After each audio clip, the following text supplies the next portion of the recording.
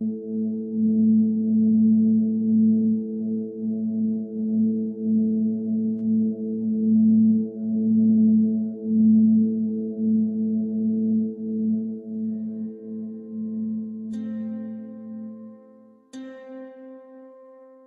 nature, all that we perceive with our five senses is a result of two fundamental principles.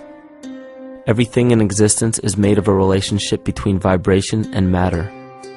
Vibration is a masculine creative force countered by matter, which is a feminine receptive force. Thus begins the principle of duality. We see this duality in ancient myths and philosophies, yet only those philosophies and scriptures that were perverted and raped of the original meaning gave the impression that one polarity was good while the other was evil. The original sages, adepts, and shamans taught that both are necessary, and one would not exist without the other. These two important principles come together to form all things in the universe. This is Kymatica. Even language, logos, the communication of any and all things in nature, depends upon this principle. Pete Peterson, in his works Synopsis, The Science of the Future, stated that nature shows examples of Kymatica in everything. This phenomena is found to be one of the prime forces that moves biological evolution along its path.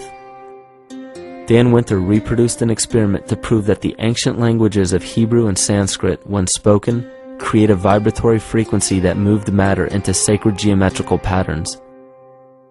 Upon further investigation, Hebrew, Sanskrit, Aramaic, Arabic, and other elder dialects have older roots in a parent language of Gaelic and quite possibly an even earlier origin. In Swami Murugesu's The Science of Mantra, he claimed that when a person chanted specific words in Sanskrit while filming a burning candle, the intensity as well as the color of the flame would change due to the frequency that the word would emit. This same science has been shown to lower and raise blood pressure. And in his own words, certain sounds can affect their circulation and nervous system. Whatever change such vibrations cause extends to the mind of a person and also to the surrounding atmosphere, causing warmth or coolness. All this can be known by study and shown by practice. This rediscovered knowledge of the science of sound shows that sound is something more than mere vibratory signals.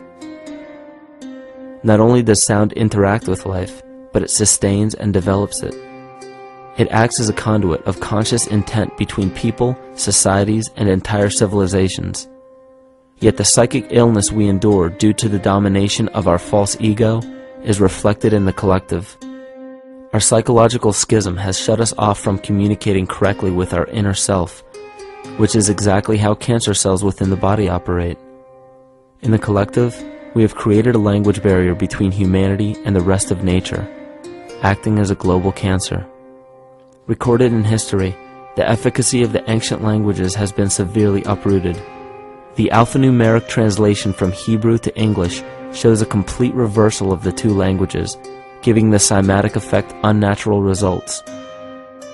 Dr. Leonard Horowitz stated in his work on DNA, 1/3 of the sensory motor cortex of the brain is devoted to the tongue, oral cavity, the lips, and speech. In other words, oral frequency emissions spoken or sung exert powerful control over life, vibrating genes that influence total well-being and even evolution of the species. A degradation of language in this case is shown to affect biology. If something as basic and important as language can be degraded and devalued to such a degree, yet never questioned, what else might we be missing? Think of an aspect of your life that dictates the limits of your freedom. Government and law enforcement, insurance and pharmaceutical companies, taxes, building permits, driver's licenses, and more. There are hundreds if not thousands of stipulations, regulations, and boundaries on our freedom. And out of the ones that were just mentioned, how many have you researched to find out whether they apply to you or not? Let's look at the forms of law that we currently acquiesce to.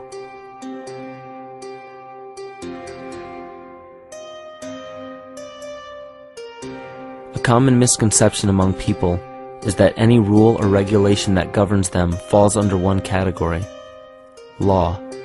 But there are many other forms of law that people abide by without realizing that they simply do not apply to them. Another misconception is that a nation's constitution gives us our rights. A constitution does nothing more than list the rights that we already have. We are born with inalienable rights, endowed to us by our Creator. They are not given to us, and they cannot be given away. The most a person can do with a right is choose whether to exercise it or not. Maritime admiralty law is what's known as the law of the water. It is superseded by civil law and only applies to those who willingly contract themselves into it. The definition of admiralty law is a body of private international law governing the relationships between private entities which operate vessels on the oceans. Let's look at how and why a form of law that is fashioned to govern corporations, businesses, and vessels has imposed its rule over natural human beings. This is all done through a form of word magic. A simple perversion of language has made it possible to convince people around the world that these alternative laws apply to them. One of the predominant beliefs in modern culture is that licenses, permits, registrations, and other forms of documentation are required to operate motor vehicles, use public roads, build structures and establishments, engage in free enterprise, and much more. Sadly, these beliefs are based on little to no investigation whatsoever, and are false. This belief structure is perpetuated by maritime admiralty law. This form of law was originally created to govern ships docking in foreign nations for the import or export of products and resources. It deals with banking and merchant affairs, not civil affairs. When a product is taken off of a ship and brought into a foreign land, that nation takes custody of the resource and accounts for it with a certificate. That certificate marks the birth date of that product in the custody of the respective nation. Think of why it is supposedly required to have a certificate of live birth in the first place. The Barron's Dictionary of Banking Terms defines a certificate as a paper establishing an ownership claim. So right there, we notice that everyone with a birth certificate is defined as being owned. People are used as collateral with other nations because the U.S. is bankrupt. The United States declared bankruptcy on March 9th of 1933. At this point, the U.S. began taking out loans from a private, non-government affiliated corporation called the Federal Reserve.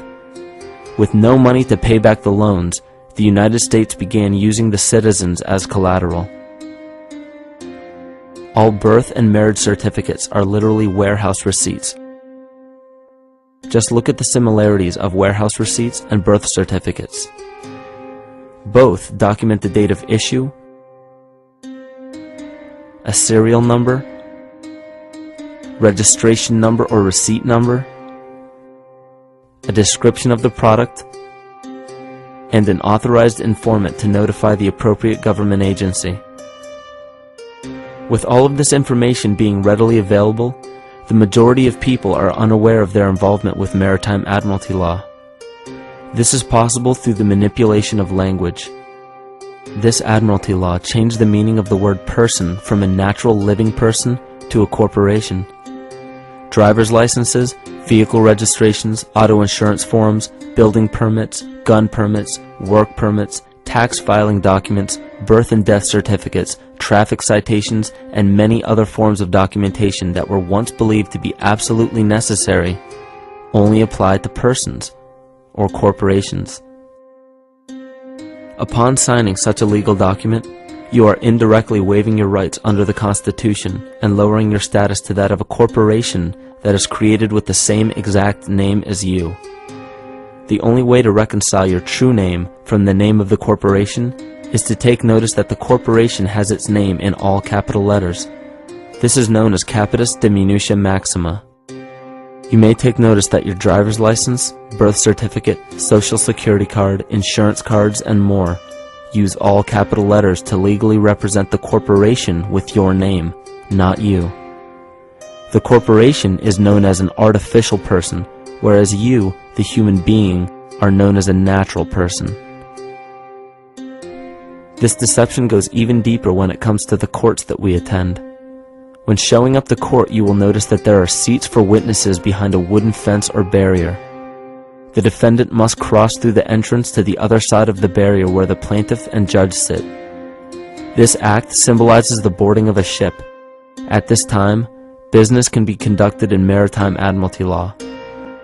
The judge, acting as captain or banker, is responsible for settling the balance between the two sides. This is why there is always a monetary value involved in any court case. The captain is simply dealing with banking and merchant disputes. Once the balance is paid, the case is closed.